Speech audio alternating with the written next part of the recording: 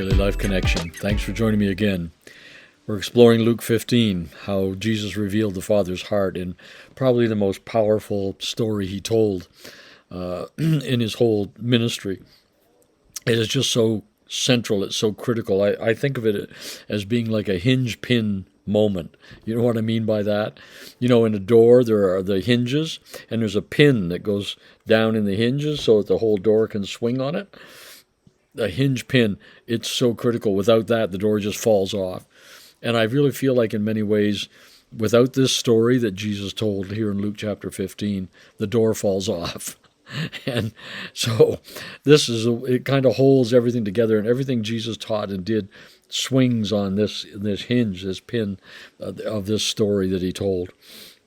Well, today I want to look at the phrase that he used when he was speaking to the elder brother. And the guy says, "This son of yours," in other words, he's no brother of mine. You can call him a son if you want to, but I'm not calling him my brother. And the father responds and says, "This brother of yours," I love that. The father just won't let him away with it. The father says to him, "This brother of yours." I believe that what God is showing us here, the point Jesus is making is this: if we're going to enjoy the kingdom of heaven, if we're going to enjoy the Father's farm, the kingdom of heaven, then we have to accept and welcome and embrace and enjoy all the family. Now, we might kind of say, "Oh, well, that's sure, of course, obviously." But boy, when it comes right down to the nitty-gritty of it, because you see, the problem here was, in the beginning of Luke 15, Jesus is treating these sinners, these tax collectors and prostitutes and the sinners of society. He's treating them like they belong. You see, when somebody would eat with somebody else in that culture, it meant we belong together. And that's why the Pharisees were so radically upset about this. They were saying they don't belong. They could if they wanted to, if they would straighten up and fly right and abide by all the rules and regulations and believe the right stuff and come live like we live, then yeah, we could maybe accept them, but they don't belong. And Jesus is saying, yeah, they do.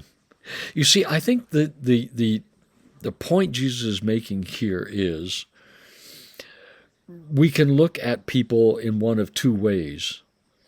We can look at people and say they are sinners that need to be punished if they don't turn around and straighten up and fly right. Or we can look at them and say they're our brothers and sisters and they're lost. They're not enjoying the joys and the good things of the kingdom. They're living in ways that are toxic and destructive. We look at them and say, you see, someone said it this way. I think maybe I've shared it with you already, but I'll share it again.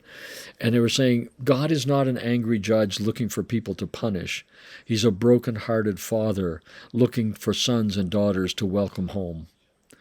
That's the attitude that's here when he's saying to this elder brother, this brother of yours, this guy that you so disapprove of, this young guy who is so unlike you, whose moral standards aren't as high as yours, whose lifestyle doesn't line up with yours or what you think is right, this child who's taken advantage of me, this child who has not paid back anything he owes, this son, he's a brother of yours. And so this is a really simple one today, but I just want to encourage us. Again, I want to say it, I already said it, but I want to say it again. If we're going to enjoy the kingdom of heaven, you know, when we all get to heaven, what a day of rejoicing that'll be. What if there's some people there that we don't really think should have made it?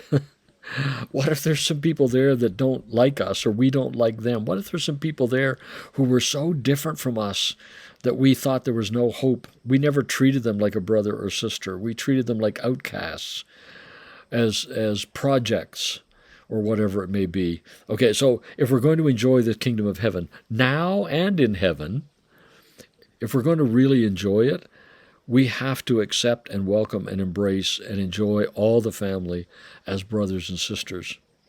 So what a difference that is, you know, when you're outside the four walls of the church and you're with other people.